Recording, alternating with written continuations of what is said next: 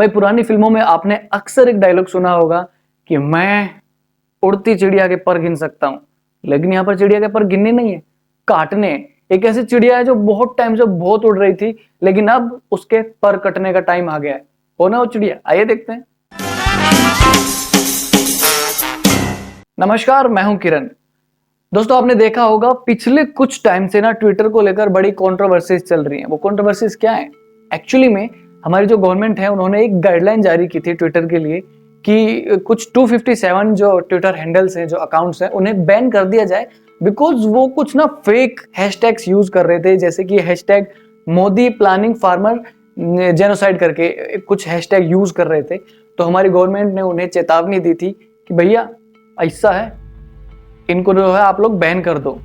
तो इस पर उन्होंने कुछ खास रिएक्शन दिखाए नहीं। ट्विटर के जो ऑफिशियल्स थे उन्होंने कुछ खास रिएक्शन नहीं दिखाई और 1 फरवरी को उन्होंने ये बंद भी किए, ये हैंडल जो इनको सस्पेंड भी किया, ब्लॉक भी किया, लेकिन फिर कुछ टाइम बाद उनको फिर से चालू कर दिया।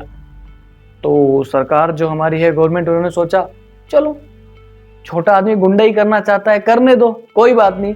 एक और वार्निंग दे डाली कि अगर आपने ऐसा नहीं किया और इन अकाउंट्स को जो है सस्पेंड या बैन नहीं किया तो जो ऑफिशियल्स हैं ट्विटर के, उन पर जो कार्रवाई होगी और 7 ईयर्स की जो है जेल वगैरह वगैरह जो भी है वो होगी। इसके बाद 4 फेब को, 4 फरवरी को फिर से एक बार गवर्नमेंट ने गाइडलाइन की कि 1178, हेलो कैलकुलेटर लेकर बैठ गए आप लोग तो यार, काउंट करने के लिए मैं बता रहा हूँ, 1178। अब क्लियर है? हाँ, 1178 ट्विटर हैंडल्स को फिर से बैन या सस्पेंड करने के लिए गवर्नमेंट ने कहा। क्यों? क्योंकि इनमें से ज्यादातर जो अकाउंट्स थे वो खालिस्तान और पाकिस्तान से कंट्रोल हो रहे थे, जो कि हमारे यहाँ पर गड़बड़ कर सकते थे। लेकिन ट्विटर ने कहा कि ये एक सोशल मीडिया प्लेटफॉर्म है, एक सोशल साइट है जिस पर आकर लोगों को अपने विचार खुलकर प्रकट करने की एक आजादी मिलती है। वाह, बहुत अच्छी आजादी दे रहे हैं आप लोग। मतलब यहाँ पर आकर कोई भी कुछ भी कर सकता है। ये कोई सार्वजनिक शौचालय है क्या? जो भी आएगा यहाँ पर हक के जाएगा? अरे मतलब कुछ तो देखना चाहिए ना, सामने वाले क्या कर रहे हैं क्या नहीं कर रहे हैं। तो इन ट्विटर हैंडल्स को जो है इन्होंने बैन नहीं किया और इसके बाद तो जो ये रायता जितना भी बना था वो सारा फैल गया। हमारे बड़े बड़े सेलिब्रिटीज और कुछ नामी ग्रामी लोगों ने कतार लगा दी, मतलब एक के बाद एक हैशटैग ट्विटर बैन कर दो, ये कर दो, वो कर दो, फलाना ढिमका, बहुत सी चीजें आई। और हमारे बहुत सारे सेलिब्रिटीज ने ये तक कह दिया कि अगर आपने हमारी जो गाइडलाइन है गवर्नमेंट की उनको फॉलो नहीं किया तो हम ट्विटर को छोड़ देंगे और कू ऐप, कू है ना, KOO कू हुआ ना, अच्छा GO गो होता है, KOO कू होता है, तो हम उस पर शिफ्ट कर जाएंगे। ये सिर्फ एक जोक था, जो लोग पकड़ गए वो लोग हंस सकते हैं, तालियां बजा सकते हैं, बाकी लोग आगे की वीडियो देखें।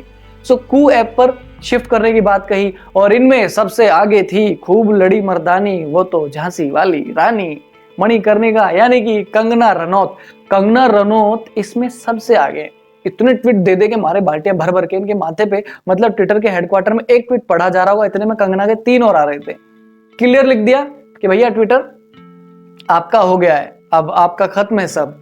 अगर आपने जल्दी से इस पर कुछ नहीं किया तो हम जो है KOO कू ऐप पर शिफ्ट कर जाएंगे। वैसे भी आप लोग ज्यादा ऐसा तो कुछ करते नहीं है। और कंगना रनौत ने तो सिर्फ इतना ही नहीं, ये भी कह दिया कि जो यहाँ के CEO हैं, वो काहे के CEO हैं, उनको नहीं दिख रहा है कि क्या हो रहा है क्या नहीं हो रहा है। अच्छा, यही सब रहा, गवर्नमेंट ऐसे गाइडलाइन देती रही और ये ऐसे ही इसको डिनाई करते रहे, तो आने वाले टाइम में शायद ट्विटर के CEO जो है इलेक्शन लड़ सकते हैं और उनका चुनाव चिन्ह क्या होगा?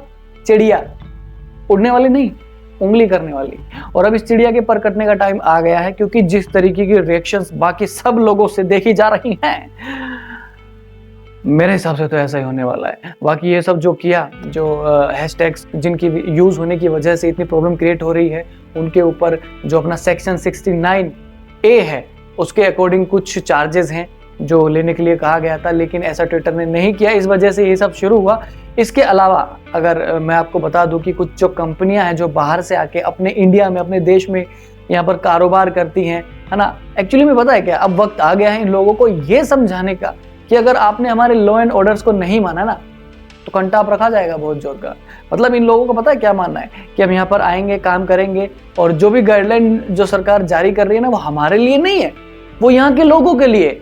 हम तो जो चाहे वो कर सकते हैं, हमारे लिए मैंडेटरी नहीं है। और अगर फ्यूचर में कोई प्रॉब्लम होती भी है तो किसी भी मिनिस्टर को थोड़ा सा पैसा खिला के केस को रफा दफा करवा लेंगे, लेकिन ऐसा नहीं होगा।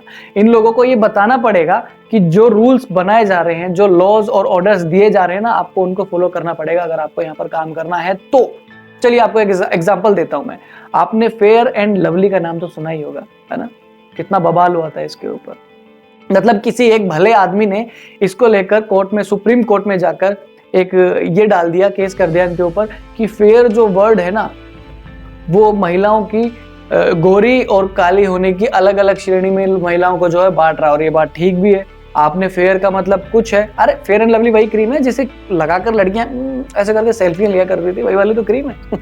और उन्होंने जो हमारे है, हमारा जो रूल है ना, उसको उल्लंघित किया इन लोगों ने, उसको क्रॉस ओवर किया। इस वजह से फिर सुप्रीम कोर्ट ने जब इन लोगों पर दबाव डाला, जो अपना वो है ना आर्टिकल है जो A14, 15 और 21 है ना, उसके अकॉर्डिंगली ये हमारे जो मौलिक अधिकार होते हैं उनका उल्लंघन था। और जब सुप्रीम कोर्ट ने कहा भैया बाप तो बाप होता है, जब सुप्रीम कोर्ट ने इनके ऊपर दबाव डाला ना, सुनो, इन नाम बदल लो वरना अपना बोरिया बिस्तरा बांध लो, उसके बाद इन लोगों ने फेयर एंड लवली को ग्लो एंड लवली कर लिया। तो देखिए, जब सुप्रीम कोर्ट ऑर्डर देता है और तो ऐसा सब कुछ होता है। मेरे हिसाब से ना आप सुप्रीम कोर्ट को एक बढ़िया सा लॉ बना देना चाहिए जो इन सब लोगों की बैंड बजा दे। और मेरे हिसाब से सुप्रीम कोर्ट से पहले हमें उस भले मानस की तरह किसी ना किसी को आवाज उठानी चाहिए ताकि सुप्रीम कोर्ट कोई उसके ऊपर एक्शन ले सके।